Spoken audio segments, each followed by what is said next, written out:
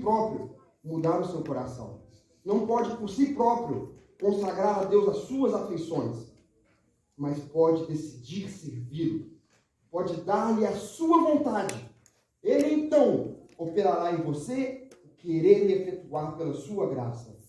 Desta forma, todas as suas afeições serão centralizadas em Cristo e todos os seus pensamentos estarão em harmonia com o dele. Prestem atenção.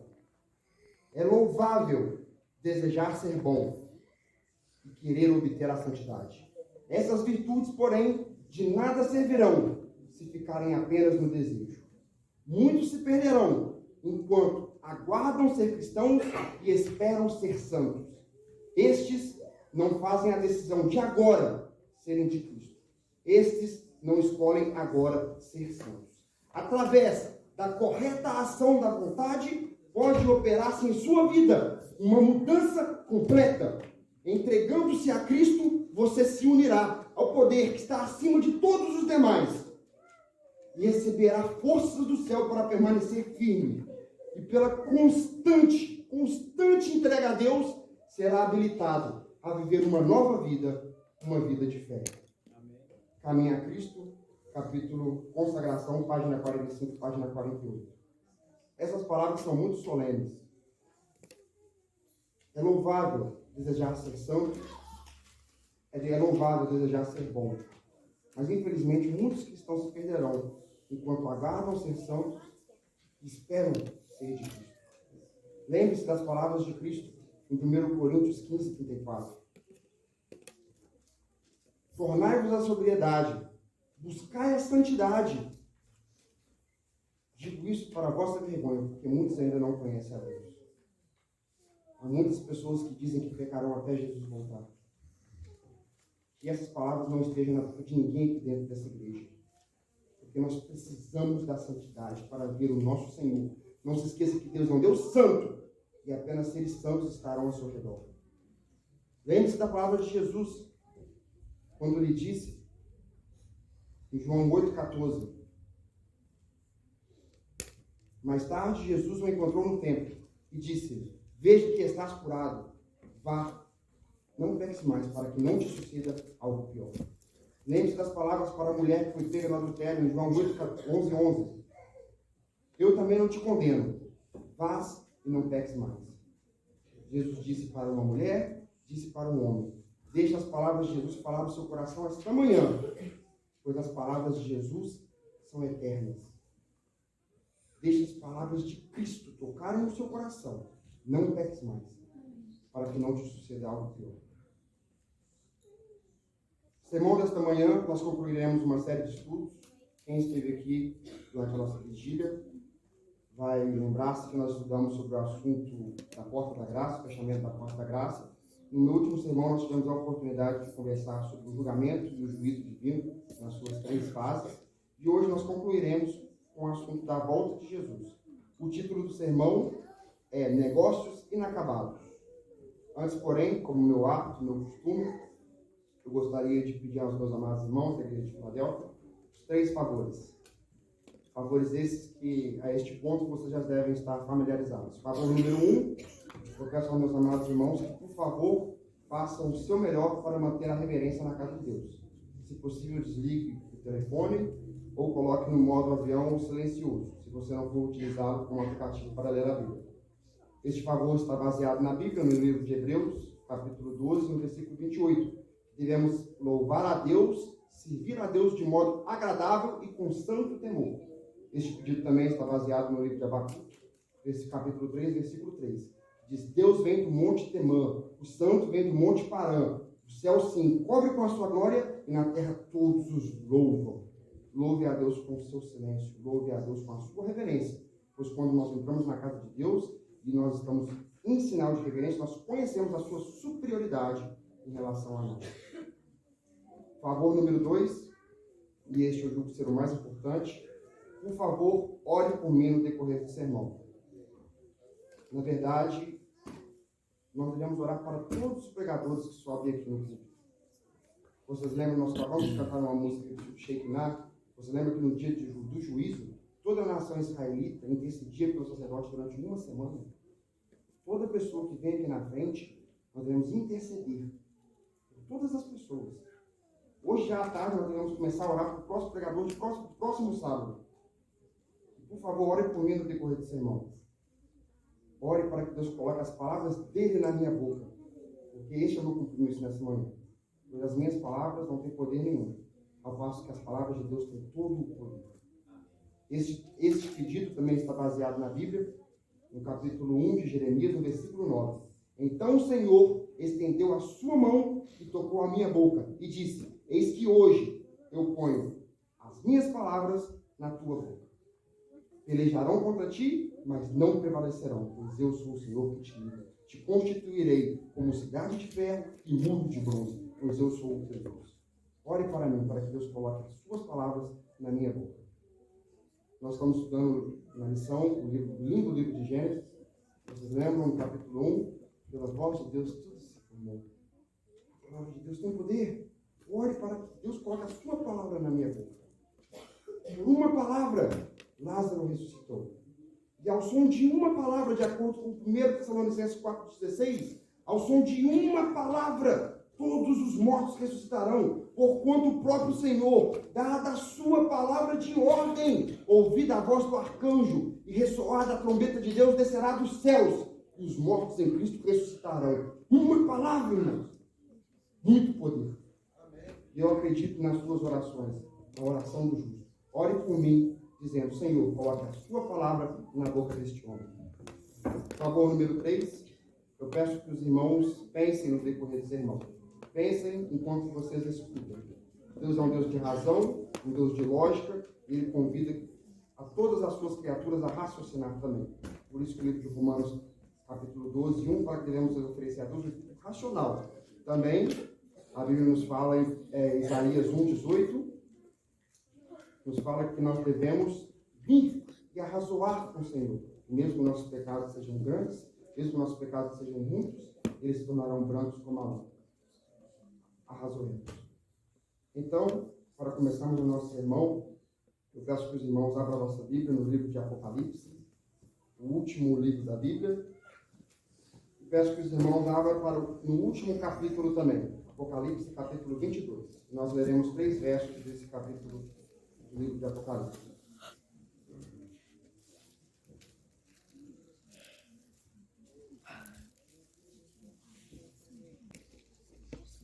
Santo Eterno Deus, grande é o teu nome, meu poderoso. Exaltado seja o Senhor sobre todas as nações, povos, tribos. Senhor Deus, estamos aqui nesta manhã para louvar o teu nome, para aprender das letras da Sagrada Escritura. Pedimos, ó Pai, que o Senhor esteja conosco nesta manhã. Te peço, Senhor, que o Senhor esteja agora, principalmente nesse momento que a tua palavra será aberta. Peço, Senhor, que os seus santos anjos estejam nesse edifício, ó Pai. Que, por favor, os seus santos anjos bloqueiem qualquer interferência demoníaca. Senhor, que o assim diz o Senhor seja exaltado nesta manhã. Que possamos aprender, ó Pai, sobre a sua volta, sobre a segunda vinda de Cristo, que estamos aguardando, ó Pai, com muita ansiedade. Vem, Senhor Jesus. Abre os nossos olhos, abre o nosso coração para o entendimento da tua palavra. Te clamamos nesta manhã, em nome de Jesus. Amém. Apocalipse 22, nós leremos 3 versos, o verso 7, o verso 12 e o verso 22. Apocalipse 22, verso 7. E ele demora. Bem-aventurado aquele que guarda as palavras da profecia deste livro. O que eu quero que você perceba nesse verso é a primeira frase. Eis que venho sem demora. Um verso muito impactante. Um verso de tempo, sem demora. Obviamente, nós devemos estudar esse verso em 1 ou 2 pontos. Ponto primeiro. Quando Deus disse sem demora, nós temos que entender que o tempo de Deus é diferente do nosso tempo. A Bíblia nos diz que antes que os montes nascessem e antes que a terra e o mundo fossem criados, de eternidade a eternidade, tu és Deus. Pois 1000 anos aos seus olhos são como o dia de ontem que se foi, e como a vigília da noite. Isso está no Salmos 90, no verso 2 e no verso 4. Obviamente, o tempo de Deus é diferente do nosso, mas este não é o único ponto de consideração quando se trata sobre a volta e a brevidade da volta de Cristo. Por quê? Porque toda a mensagem da Bíblia, ela não foi escrita endereçada para o ser humano, para o divino, mas sim ao contrário, do divino para o ser humano. Então, tudo que nós encontramos dentro dos 66 livros da Bíblia devem ser compreendidos e caber no meu escopo mental. Então, quando Deus disse, eis que venho sem demora, deve ser algo compreensível. Ao passo que Deus é infinito e nós não somos, ao passo que Deus é eterno e nós não somos, nós devemos entender essa brevidade. Porque Deus escreveu para nós, eis que venho sem demora. Então, como entender esse sem demora? Porque desde a época da minha avó, eu escuto, Jesus está voltando e ainda ele não voltou. E para isso, eu separei para os irmãos um comentário muito interessante, que está no livro Comentários Bíblicos Adventistas, no volume 7, página 729. Diz o seguinte: as mensagens do anjo do Apocalipse a João em relação à iminente vinda de Cristo devem ser entendidas como uma expressão da vontade divina e do seu propósito. Então, todas as vezes, e isso é com a concordância dos nossos teólogos, toda vez que nós encontramos na Bíblia uma promessa sobre a brevidade da vinda de Cristo, nós devemos entender, sobretudo, que é um desejo, uma vontade divina. Vou tentar dar aqui um exemplo didático. Eu vivo longe da Laura. Segunda-feira eu estou voltando para Charleston, Carolina do Sul. Já na segunda-feira à noite, a Laura me liga. Muitas vezes chorando: papai, cadê você? Papai, vem me ver. E com o coração tremendo, com vontade de estar perto dela, eu falo: meu amor, papai vai vir sem demora, logo eu estou chegando. É isso que Deus tem em mente quando ele diz esse que venho sem demora. É uma vontade tão grande, tão imensa, tão fervorosa de estar junto. Porque Deus não é um Deus distante, Deus é um Deus perto. Ele quer estar junto, mão com mão, braço com braço, bochecha com bochecha. Ele quer estar junto. Então Deus está falando, eis que venho sem demora. E desta forma deve ser compreendido, né, a mensagem divina sobre a iminência da vinda de Cristo. Versículo 12. E eis que venho sem demora. E comigo está o galardão que tenho para dar a cada um segundo as suas obras. O que esse verso nos diz? Esse verso nos mostra que a recompensa de Cristo, ela é individual. Em outras palavras, todos os salvos, eles não ocuparão a mesma posição no céu. O ladrão da cruz, ele não ocupará a mesma posição que Enoque. Isso não é novidade para nós. De acordo com o capítulo 12 de Daniel, nós entendemos que as coroas dos santos brilharão de formas diferentes. Todos serão contentamente iguais no céu, felizes, mas Deus nos recompensa segundo o nosso estilo de vida. Eis que venho sem demora, e comigo está o galardão que tenho para retribuir a cada um segundo as suas obras. Todos serão recompensados. A recompensa dos santos serão conforme o seu estilo de vida. Agora viremos do outro lado da moeda. Lembremos também que todos os salvos serão julgados conforme as suas obras. E se sua Bíblia for uma Bíblia de concordância, você verá que em Apocalipse 22, 12, o texto de concordância é Salmos 28, 4. E o que diz o Salmos 28, 4? Você não precisa abrir? Prestem atenção. Pague-lhes segundo as suas obras, conforme a malícia do seu coração. Dá-lhes conforme as obras de suas mãos. Retribui-lhes o que merecem. Deus paga os ímpios o que eles merecem. Por isso, o famoso verso da Bíblia diz que o salário do pecado é a morte. O que é um salário? Ora, é algo que você merece. Você trabalha 30 dias e recebe um salário. Paga-lhes o que merecem. E retribui-lhes. Deus retribui aos santos as suas recompensas. Deus é um Deus de ordem, um Deus de lógica, como eu disse no início. Deus, ele recompensará os santos conforme o seu estilo de vida e pagará os ímpios pelas suas obras. Então, obviamente, os ímpios, como diz o famoso capítulo 20 de Apocalipse, no verso 12, vocês lembram? Nós falamos no último estudo. Então vi os mortos, os grandes e os pequenos, postos em pé diante do tribunal. Então abriram-se livros. Ainda outro livro foi aberto, que é o livro da vida. E os mortos foram julgados um por um, conforme está escrito no livro.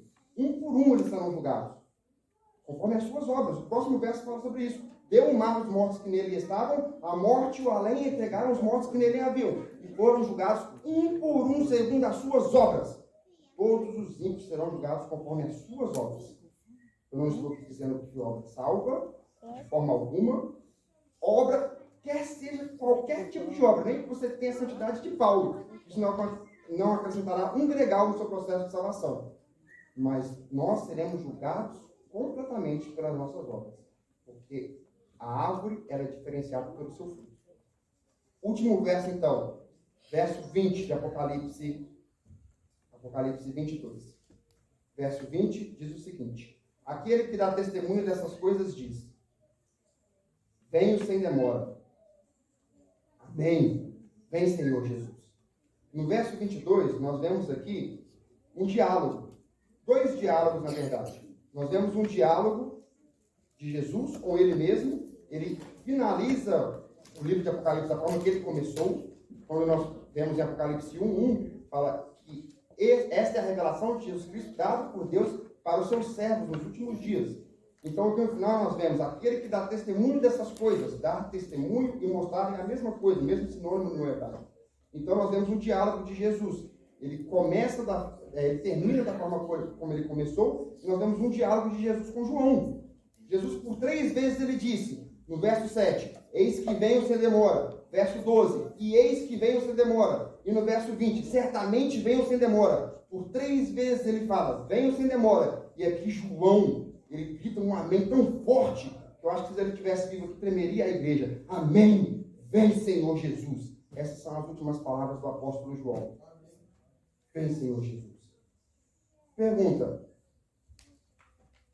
No nosso ponto de vista, obviamente nós não sabemos tudo sobre Deus. No nosso ponto de vista, a vinda de Cristo está demorada? Sim. Sim, porque sim. Ao nosso ponto de vista, nós não sabemos tudo sobre Deus. Deus é Deus. Quem conheceu a mente do Senhor? Quem já te deu conselhos a seu favor? Ninguém.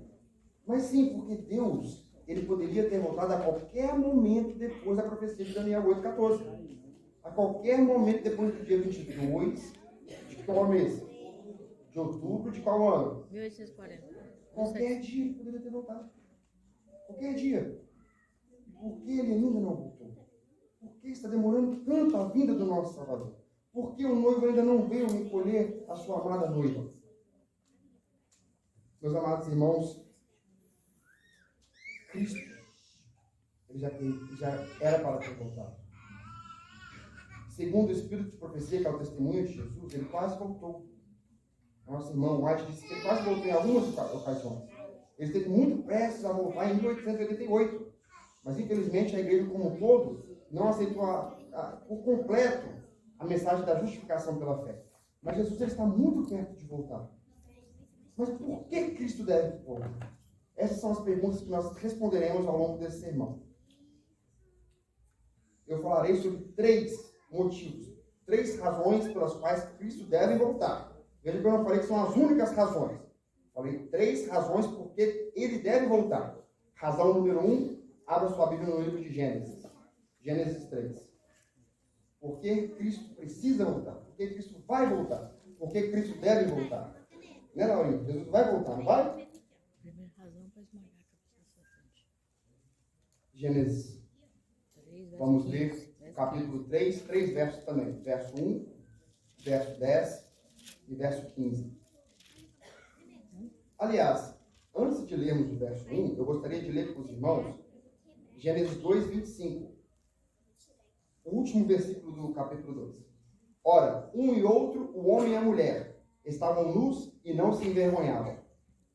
Por que eu li esse verso? Na mente do leitor hebraico, o capítulo 3 de Gênesis, ele começa no final do capítulo 2.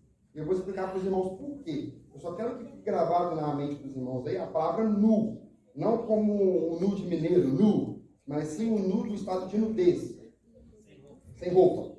Vamos lá então. Versículo 1. Não vamos ler todo o versículo 1 do capítulo 3. Só o início. Mas a serpente, mais sagaz que todos os animais selváticos que o Senhor Deus tinha criado. Agora, passe uma página e vá para o versículo 10. Versículo 10. Nós lemos que a serpente era o animal mais o quê? Sagaz. Versículo 10. Ele respondeu: ouvi a tua voz no deserto, e porque estava nu, tive medo e me escondi. Nós vemos de novo aí a palavra nu. Por que eu digo? Você lembra que eu disse que para o leitor hebraico, Palavra no jardim. o capítulo 3 ele começa no final do capítulo 2? Isto porque a palavra nu e a palavra sagaz, elas têm as mesmas raízes hebraicas. Urum é a mesma raiz, urum. Elas são as mesmas palavras. Porém, no versículo 10, nós temos uma descendência dessa palavra. Ela não é mais urum, ela é uruim. O que eu quero dizer com isso? Que Adão e Eva, eles não tinham vergonha. Por quê? Eles tinham o seu estado preservado da santidade. Quando, então, ele comeu do fruto, pensem. Eu vou recitar de novo e pensem aqui no verso 10. Ele respondeu: ouvi a tua voz no jardim, e porque estava nu, tive medo e me escondi. Por que Adão teve medo?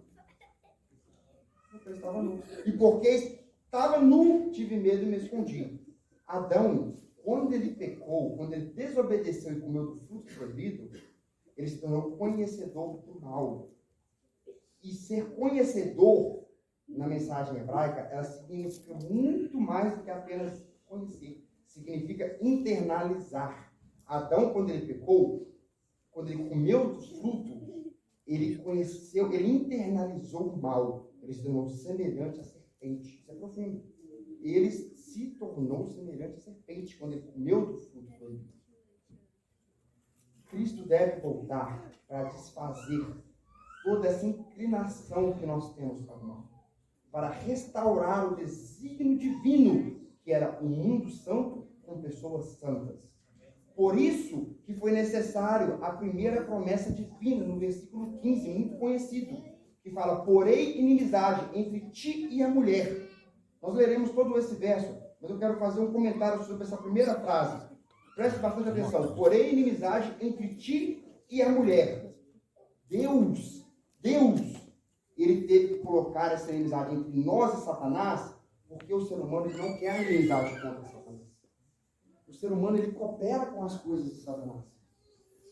Então, uma força externa, a saber, a força de Deus, teve que colocar uma inimizade entre nós e as coisas de Satanás. Teve que colocar um ódio entre o que é santo e o que é profano. Da mesma forma que Satanás odeia tudo que vem de Deus. E isso é bíblico. Está em 2 Tessalonicenses 2,4. O homem da iniquidade, o filho da perdição, o qual se opõe a tudo que se chama Deus, ou que é objeto de culto. Tudo que é Deus, tudo que é de Deus, Satanás odeia. E tudo que é de Satanás, e tudo que pertence a Satanás, Deus também odeia. O que eu quero dizer com isso? Se tem algo na sua vida que você precisa mudar, talvez você deve corrigir a sua oração. Talvez você deve orar assim: Senhor, coloque em mim um ódio por aquilo que eu assisto que eu não deveria assistir.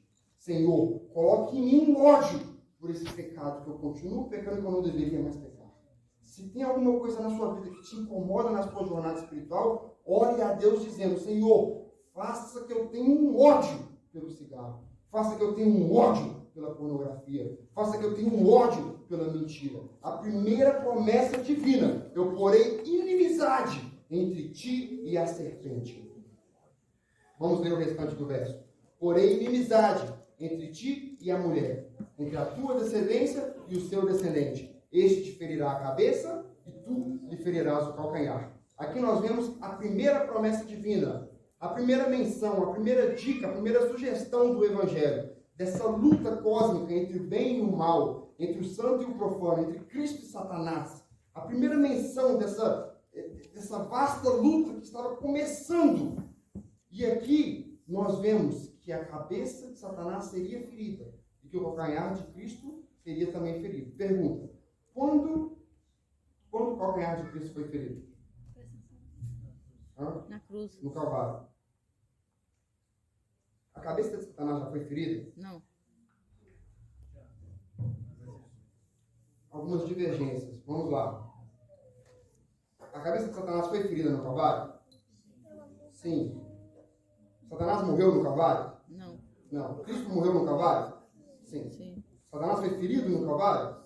Sim. Porém não morreu. Abra sua Bíblia em Romanos. Romanos 16, versículo 20. Romanos 16, nós leremos o versículo 20. Vamos lá rapidinho. Muito gostoso escutar os barulhos das páginas da Escritura Sagrada, mas o tempo não é o nosso amigo. Romanos 16, versículo 20. Esse verso lembrou você de alguma coisa? A gente acabou de estudar? Gênesis 3,15, sim? Olhem, vamos estudar esse verso microscopicamente. Veja a construção verbal desse verso. E o Deus da paz esmagará debaixo dos vossos pés a Satanás. Esmagará. Esse verso está no quê? No futuro. O que significa que a ferida, que o esmagar de Satanás ainda não foi completo. Irmãos, percebam, eu não estou falando aqui que a morte de Cristo na cruz não esmagou Satanás. Não, a morte de Cristo na cruz foi mais que suficiente para ferir Satanás. Mas veja que este ferir, que este esmagar, e o esmagar no hebraico é espasme, que significa destruir, esmagar por completo ou aniquilar, esse é o significado da palavra esmagar, não foi ainda total. Cristo na morte feriu a Satanás, mas a morte de Cristo na cruz sozinha não era a totalidade do esmagar. Quando Cristo morreu, ele pagou a penalidade do pecado. Quando ele ressuscitou, ele abriu uma oportunidade para nós sermos salvos. E Satanás soube que quando Cristo ressuscitou, game over, acabou para ele. Mas era necessário que Cristo ressuscitasse. A própria ressurreição foi um esmagar da cabeça do diabo. Porque se Cristo não ressuscitasse, como diz Romanos 15, 19, seria vã a nossa fé. Tudo seria vão se Cristo não ressuscitasse. Porque um Deus morto não pode te salvar. Então, eu não estou trazendo aqui nenhuma mensagem nova. O esmagar da cabeça de Satanás ainda não está completo.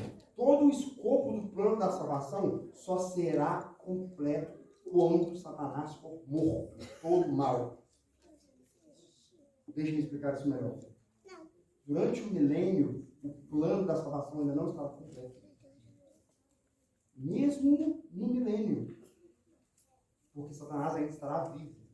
O plano da salvação, claro, é parte você aceitar a Cristo, aceitar o seu sacrifício, batizar, viver uma vida santificada, uma vida consagrada, mas todo o escopo do plano da salvação só concluirá quando a cabeça de Satanás foi esmagada, pisada, porque Satanás deve morrer. Deus deve restaurar o seu primeiro objetivo, que era criar uma nação sem pecado, com todo o seu entorno sem pecado. Você pode estar moralmente sem pecado, mas você vive num ambiente que o ar está impregnado de pecado. Deus deve voltar para esmagar uma vez por todas a cabeça de Satanás. Ele tem que voltar para destruir o seu inimigo número 1, o grande dragão, a antiga serpente que se chama Diabo e Satanás. A cabeça dele deve ser ferida uma vez por todas, para então o mal nunca se levantar uma segunda vez. Razão número 2. Por que Cristo deve voltar? Abra sua Apocalipse, abra sua Bíblia em Apocalipse 6. Apocalipse capítulo 6, nós leremos do verso 9 ao verso 11. Razão número 2. Por que Cristo deve voltar? Apocalipse 6, nós estudaremos aqui o quinto selo, quinto selo este datado pelos teólogos, do ano 1517, com isso da Reforma Protestante, até o ano 1778, quando nós vemos a abertura do sexto selo, indicado no versículo 12 de Apocalipse 6. Mas vamos ler agora o verso 9. Quando ele abriu o quinto selo, ele aqui está se referindo ao Cordeiro. Cordeiro este citado no versículo 1, versículo 7 e versículo 12. Usa essa palavra, Cordeiro. Quando ele abriu o quinto selo, vi debaixo do altar, prestem atenção, vi debaixo do altar as almas daqueles que foram mortos por causa da palavra de Deus e por causa do testemunho que sustentavam. E clamaram com grande voz, dizendo: até quando, soberano Senhor, justo e verdadeiro, não julgas e não vingas do nosso sangue dos que habitam sobre a terra? E a cada um deles foi dado uma vestidura branca, e lhes disseram que repousassem ainda por pouco tempo. Parem aí, por gentileza. Veja essa última frase, muito interessante. Então a cada um deles foi dada uma vestidura branca, e lhes disseram que repousassem ainda por pouco tempo. Pouco tempo. Lembra de Apocalipse 22, versos 7, 12 e 22? Sem demora, sem demora, sem demora. E aqui Deus falou para eles: por pouco tempo. Veja que aos olhos divinos não vai demorar muito. Por pouco tempo. Cristo deve voltar para vingar toda injustiça cometida contra a menina dos seus olhos. Toda injustiça. E essa injustiça não começou em 1517, na abertura do quinto século. Essa injustiça nós vemos nos primórdios do Evangelho. Abra sua Bíblia em Gênesis 4. Gênesis 4, nós leremos o verso 9 e 10. É um verso muito conhecido, então até mesmo antes que você abrir, eu já vou citar. Gênesis 4, verso 9 e verso 10. E Deus disse a Caim: onde está Abel, teu irmão? Ele respondeu: não sei. Acaso sou eu tutor de meu irmão? Então disse Deus. E disse-lhe Deus: que fizeste? A voz do sangue do teu irmão clama na terra por mim. Presta atenção na palavra. Clama. Você sabe o que é clamar? Clamar. Eu acredito que só uma pessoa que passou pelo mártir pode descrever o que é a agonia do mártir. Claro que aqui é uma linguagem hiperbólica, né? Uma linguagem figurada. Nenhuma voz, sangue não tem nenhuma voz. Mas aqui, há algumas passagens na Bíblia que a mensagem é tão profunda, que apenas o exagero pode tentar explicar nitidamente, palidamente, o que a mensagem quer trazer. Como Cristo disse no Sermão da Vontade, do Sermão do Monte, lembre-se que Deus é um Deus de justiça. Cristo disse: bem-aventurado aqueles que têm fome e sede de justiça, porque serão saciados. Ora, você não pode comer, beber justiça, mas essa mensagem era tão forte que Cristo quis trazer, que a única forma de se expressar era bem-aventurado aqueles que têm fome, sede de justiça. E aqui, Abel estava clamando por justiça. Todos os mártires que morreram durante a Inquisição, a Guerra Santa, durante as Cruzadas, estavam clamando: até quando, soberano Senhor, justo e verdadeiro, não vingas? Eles querem vingança pela injustiça feita contra eles, pela injustiça do seu sangue derramado. Veja, meus amados irmãos, que Cristo deve voltar para trazer justiça. Lembre-se que Deus disse: a mim me pertence a justiça, a mim me pertence a vingança, é eu que retribuirei. Romanos 12, 19, também Deuteronômio 32, 35. Deus não é um Deus de vingança, mas Ele foi necessário se tornar vingança para trazer justiça a todos os mártires. Isso desde a época de Abel. Agora volte para Apocalipse 6, rapidinho. Vamos ler o versículo 11, o final do quinto selo. Então, foram lhe dados vestimentos brancos e lhes disseram que repousassem ainda por pouco tempo. Agora, por que eles deveriam repousar por pouco tempo? Agora vem a resposta. Até que se completasse o número dos seus irmãos e conservos que iam ser mortos como? Complete a frase. Igualmente, Eles foram. eles foram.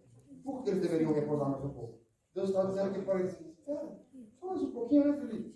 Só mais um pouquinho. Porque ainda tem alguns irmãos seus, os conservos, que ainda se unirão a vocês como testemunha de amor, que selarão a sua vida comigo. Quem são essas pessoas? A Bíblia nos responde. Você quer saber quem são essas pessoas? Nós leremos em Apocalipse 20. Antes, porém, eu quero que você...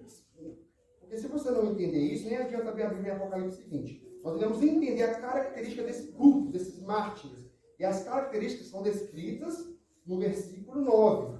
Vamos lá, o versículo 9 fala: quando ele abriu o quinto selo, vi debaixo do altar as almas dos que foram mortos por causa. Agora vai falar por causa. Por que eles foram mortos? Por causa do quê? Da palavra de Deus. Grave essas palavras. Eles foram mortos por causa da palavra de Deus e do testemunho que sustentaram. Número 1, por causa da palavra de Deus. Número 2, testemunho que sustentaram. Prestaram atenção? Este lado aqui, qual é o número 1? Por que eles morreram? Palavra de Deus. Palavra de Deus. Este lado, número 2, testemunho que sustentaram. Gravaram? Agora abra sua Bíblia em Apocalipse 20, verso 12. Apocalipse 20 fala de uma forma bem clara, como o céu. Quem será esse grupo de seus irmãos e conservos que iam ser mortos como igualmente eles foram? Vi também tronos, e nestes sentaram-se aqueles aos quais foi dada a autoridade de julgar.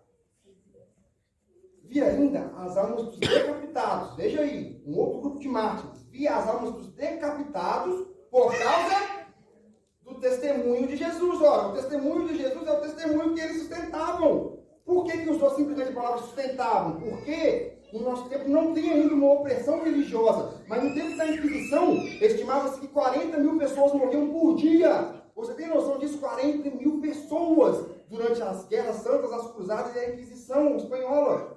Eles sustentavam o testemunho de Jesus Cristo. Veja a segunda característica. Testemunho de Jesus e, bem como também, a palavra de Deus. O mesmo grupo. O mesmo grupo, e inclusive as mesmas palavras.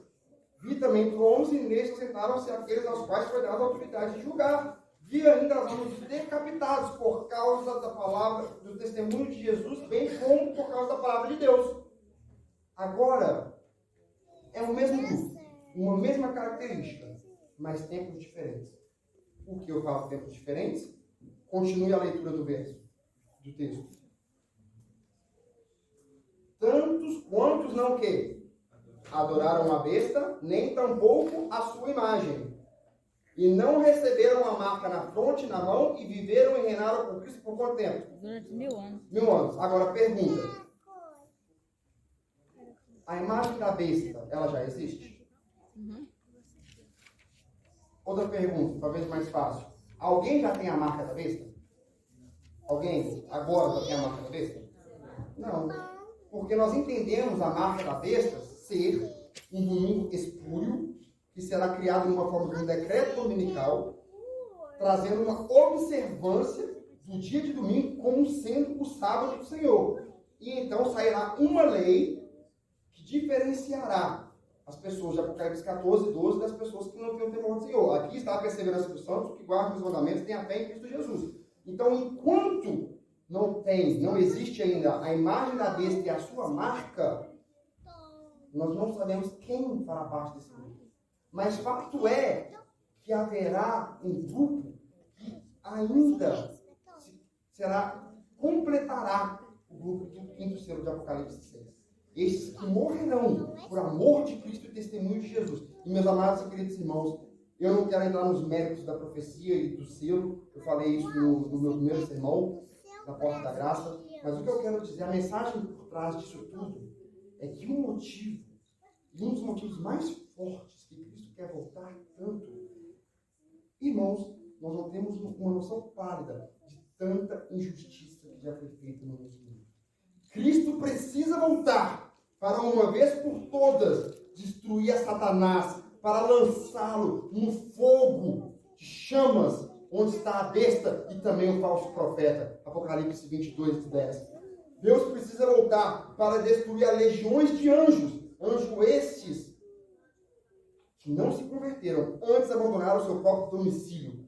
Judas 6. Deus precisa voltar para destruir todos os malditos que se apartarão diante de Deus e serão mandados para o fogo criado para Satanás e seus anjos. Mateus 25, 41. Deus precisa voltar, meus amados irmãos. Deus precisa voltar para destruir uma vez por todas a grande Babilônia, a mãe das meretrizes, que está embriagada com o sangue dos santos e que por anos e anos e séculos destruiu o povo de Deus. Deus precisa voltar para trazer justiça às tantas injustiças cometidas contra o povo de Deus. Eu não sei como dizer isso. Vamos orar. Vamos orar.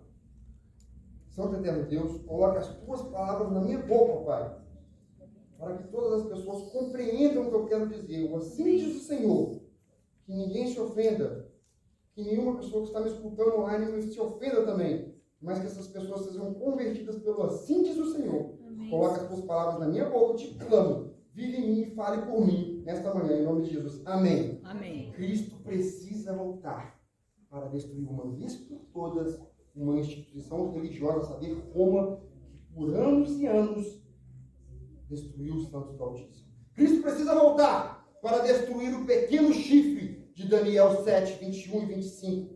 O pequeno chifre de Daniel 8, 24. Que por anos perseguiu os santos do Altíssimo. Cristo precisa voltar para destruir o animal terrível e espantoso de Daniel 7, 7. que devorava, pisava aos pés e esmigalhava os santos do Altíssimo. Cristo, ele precisa voltar, irmãos. Ele precisa voltar para destruir uma vez por todas o rei do norte, de Daniel 11, 44 e 45, que saiu com grande raiva para fazer guerra com os santos da cidade santa. Ele precisa voltar, e ele vai voltar para destruir a besta do mar de Apocalipse 13, 8. Esta besta que perseguiu, que prevaleceu e destruiu os santos de Deus por 1260 anos. Deus, ele precisa voltar para acabar uma vez por todas com essa grande prostituta. Ele tem que acabar com ela. E desculpe a minha emoção, meus amados irmãos, mas Deus é um Deus de justiça. Eu acabei de citar que a ele pertence a vingança. Ele tem que voltar, porque se isso irrita a mim, se irrita, talvez irrita você, essas injustiças, imagina Deus, como ele está irado com todas as injustiças que foi cometida. Meus amados irmãos, o maior pecado da Babilônia não foi ter mudado os tempos e a lei. O maior pecado da Babilônia foi ter perseguido o povo de Deus. O maior pecado da Babilônia foi ter derramado o sangue das meninas dos olhos de Deus. Mexer com a igreja de Deus, mexer com a noiva de Jesus. E eu tenho amor por esses santos. Eu quero encontrar esses santos no céu. Eu quero ver Paulo, não com a cabeça cortada. Não quero ver um Estevão apedrejado. Eu quero abraçá-lo com o corpo glorificado. Ele tem que voltar. Ele tem que voltar. Ele tem que voltar para trazer justiça uma vez por todas. Amém. Ele tem que voltar. Ele vai voltar, irmãos. Ele prometeu que viria, ele veio. Ele prometeu que morreria, ele morreu. Ele prometeu que ia ressuscitar, ele ressuscitou, João. Ele prometeu que vai voltar, ele vai voltar. Conserte a sua vida, entregue a sua vida a Deus, ele vai voltar. Queira você queira ou não, ele vai voltar. Ele sim, ele vai voltar. E ele deve voltar para acabar com essa grande meretriz de Apocalipse 17, 6, que está embriagada com o sangue dos santos do Altíssimo e com o sangue das testemunhas de Cristo. Ele precisa voltar para destruir, conforme diz Apocalipse 18, verso 20 e 24.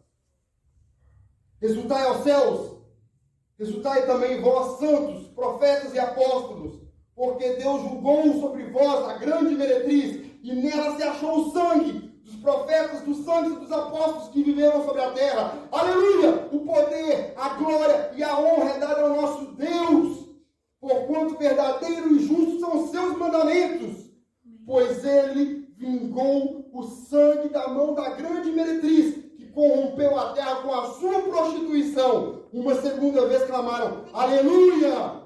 E o sangue e a fumaça da prostituta sobem pelos séculos dos séculos. Apocalipse 18, verso 20 e verso 4. E Apocalipse 19, verso 1, 2 e 3. Deus precisa voltar para destruir uma vez por todas a grande meretriz, para que então o seu povo nunca mais seja perseguido. Ao contrário, o seu povo seja permeado pelo amor incondicional de Deus. Amém. Cristo precisa Amém. voltar. E eu vou avançar. Que horas é, irmãos? Eu quero entrar aqui no terceiro ponto, mas o terceiro ponto é o maior de todos. Fazer o meu melhor nas minhas verdades para resumir. Cristo precisa voltar para trazer a injustiça. Eu vou completar esse segundo ponto dizendo uma coisa. O escritor da lição desse semestre, Jack Dudkin, escreveu 2 livros maravilhosos, recomendo para os irmãos que leiam, O Segredo de Daniel e O Segredo de Apocalipse.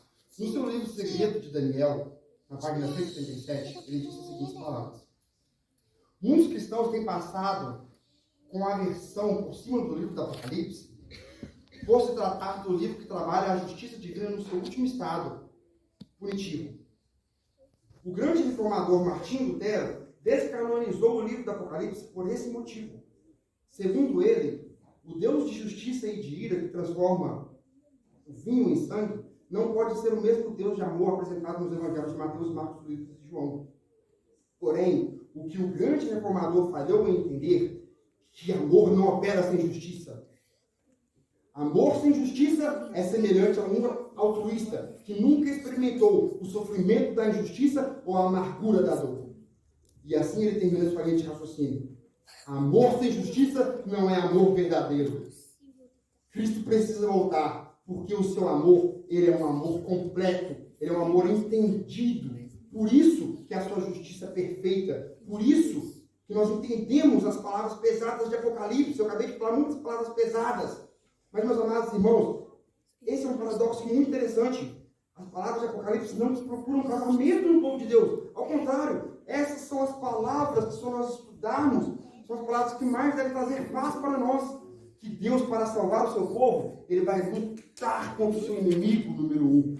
Ele se levantará, o grande Miguel, e Ele defenderá o seu povo. Deus vai lutar a nossa causa. E Ele vai voltar, meus amados irmãos.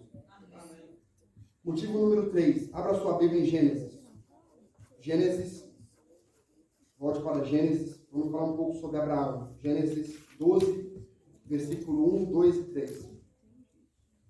Disse o Senhor a Abraão: saia da tua terra, da tua parentela e da casa dos seus pais. Vá para uma terra que eu te mostrarei. De ti farei uma grande nação, e te abençoarei e te engrandecerei o nome. Sê tu uma bênção.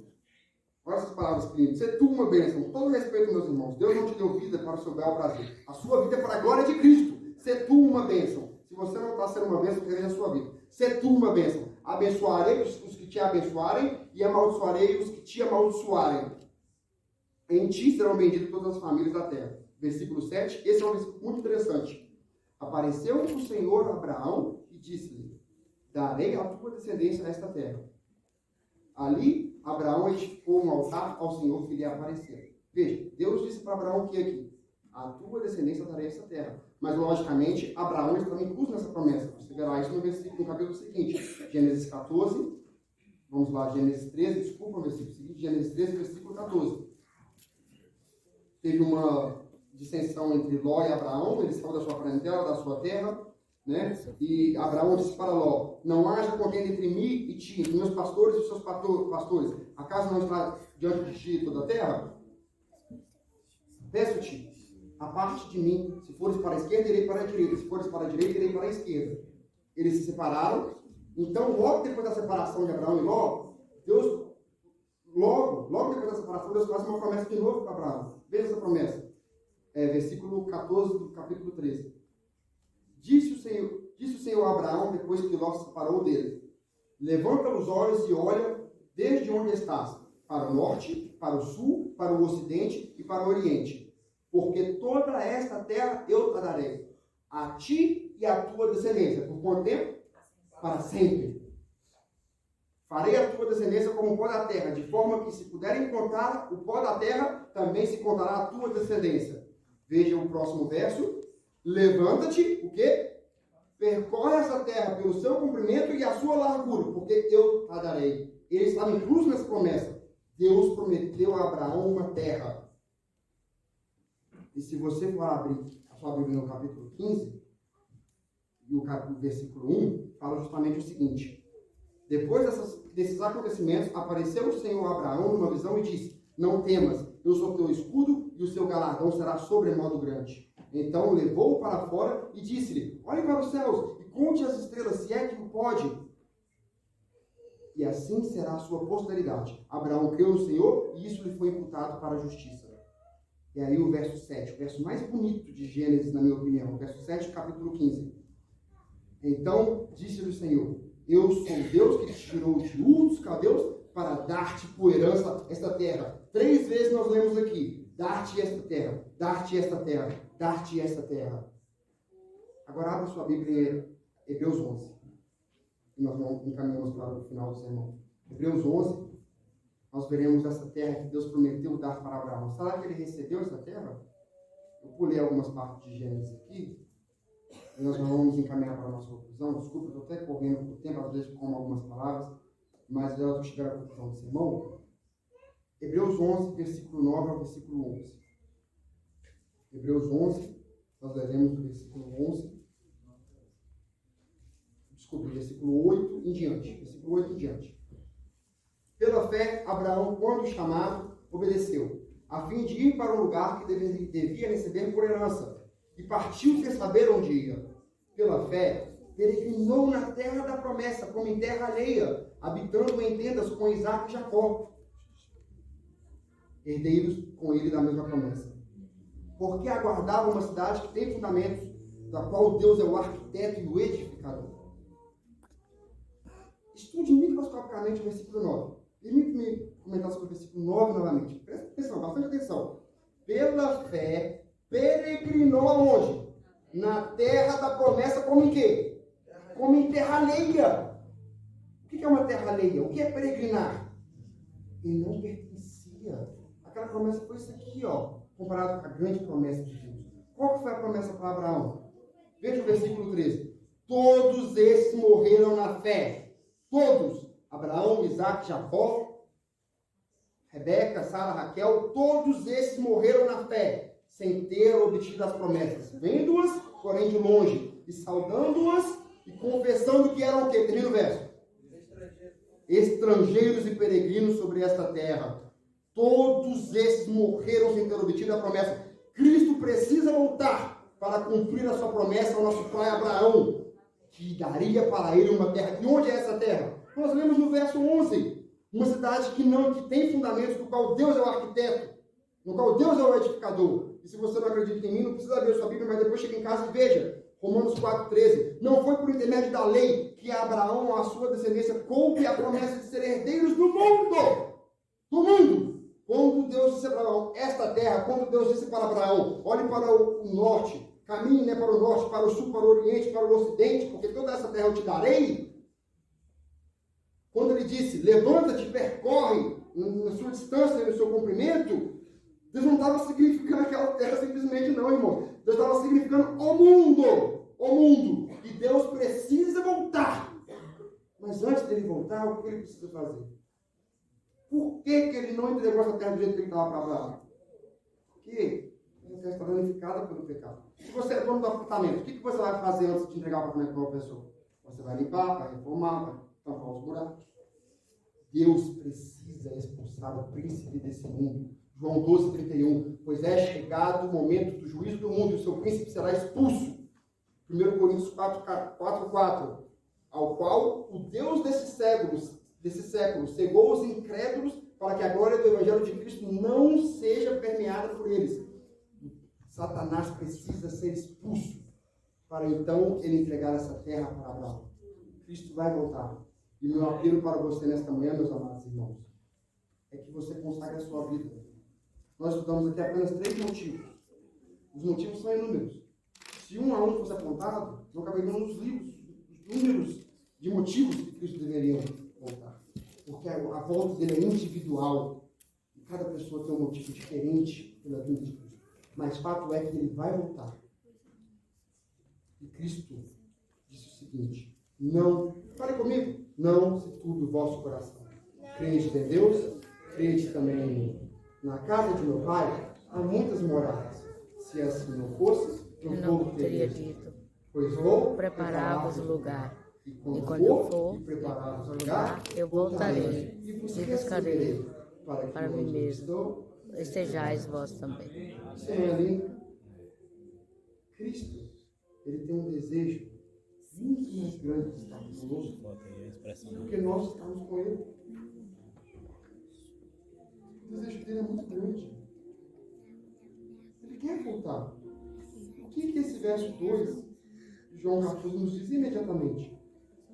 Para que onde eu estou, estejais vós também. Esse é um quarto motivo. Cristo precisa voltar, porque onde ele está, nós não estamos ainda. E Cristo, ele é um Deus de presença. Cristo disse para os discípulos: me toque, veja que eu sou real.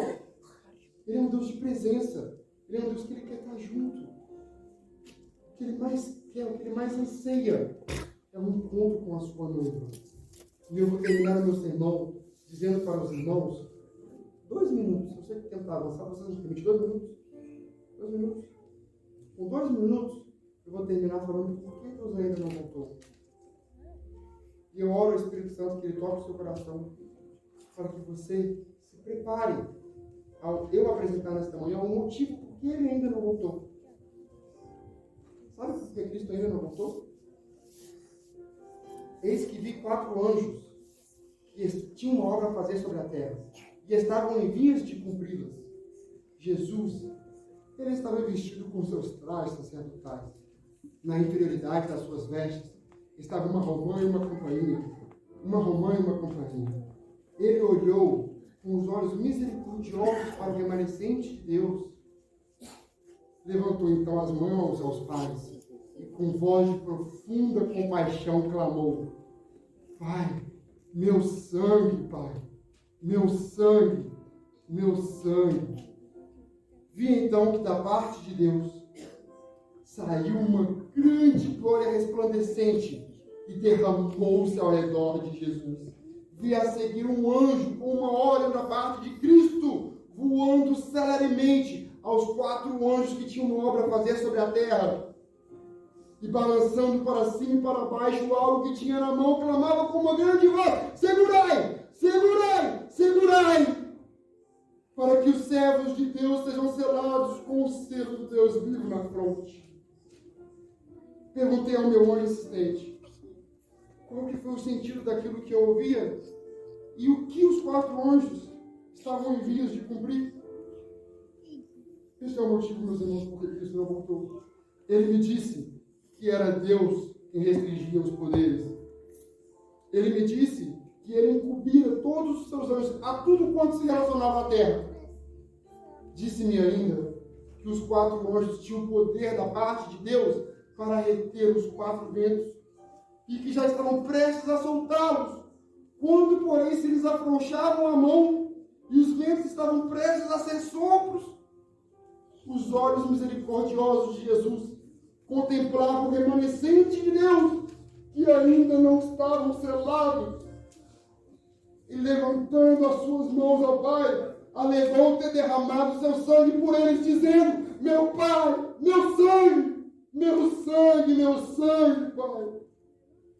Imediatamente, um anjo, com uma ordem de parte de Cristo, voou para dizer aos 4 anjos que segurassem os 4 ventos até que os servos de Deus fossem selados na fronte com o selo do Deus vivo. Meus amados irmãos, Cristo não voltou, porque muitos de nós ainda não estamos preparados.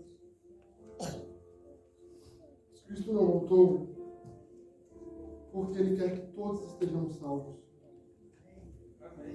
Amém. Cristo não voltou porque Ele não quer que ninguém se perca, mas que todos cheguem ao arrependimento. Amém.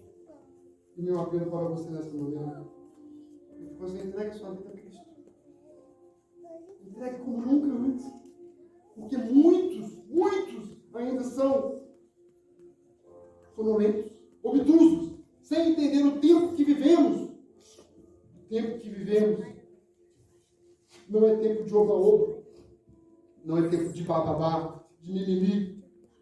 É tempo de oração, consagração, jejum, oração. Meu apelo para a igreja de Filadélfia: que ninguém se perca. Amém.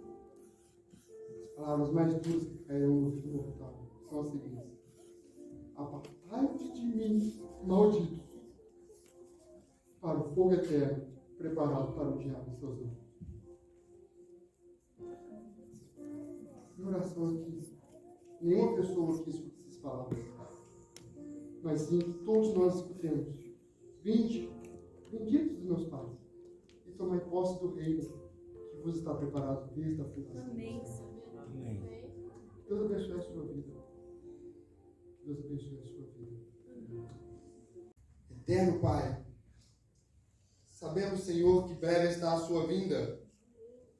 Senhor, não queremos ser pegos, despercebidos como as virgens nessas, ó. Acorda a tua igreja, Senhor. Coloque em nós, ó Pai, o DNA pelo qual nós nascemos, ó Pai. O povo do advento, adventista, que acredita na iminente volta de Cristo, Senhor.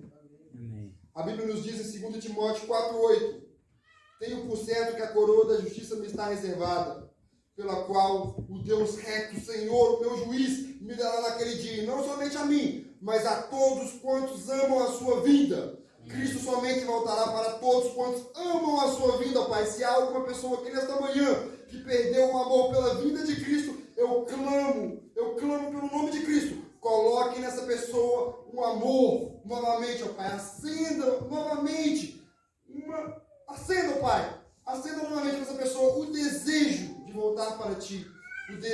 Senhor, de estar com o Senhor nas mansões celestiais, porque olhos jamais viram e ouvidos jamais escutaram a grandeza, a perfeição, tudo que o Senhor preparou para os santos, ó Pai, jamais penetrou o coração de nenhum ser mortal. Será lindo, será maravilhoso, palavras humanas jamais podem descrever como será. Nós não podemos perder o céu, Senhor. O seu desejo de voltar é ardente. Coloque no nosso coração esse desejo também, ó Pai. Nós temos um trabalho a fazer. A Bíblia fala que o Evangelho será pregado para testemunho de todas as nações, então virá o fim. Que possamos, ó Pai, enquanto estamos aqui, falar para as pessoas da importância de acordar para as eternidades eternas. E, ó Senhor, eu te peço que salve todos aqui. Salve todos, sem perder ninguém. Salve toda a tua igreja, Senhor. Salve o teu povo. Salve as crianças. Salve os adolescentes, ó Pai. Salve todas as crianças. Em nome de Jesus, eu clamo nesta manhã. Amém. Amém.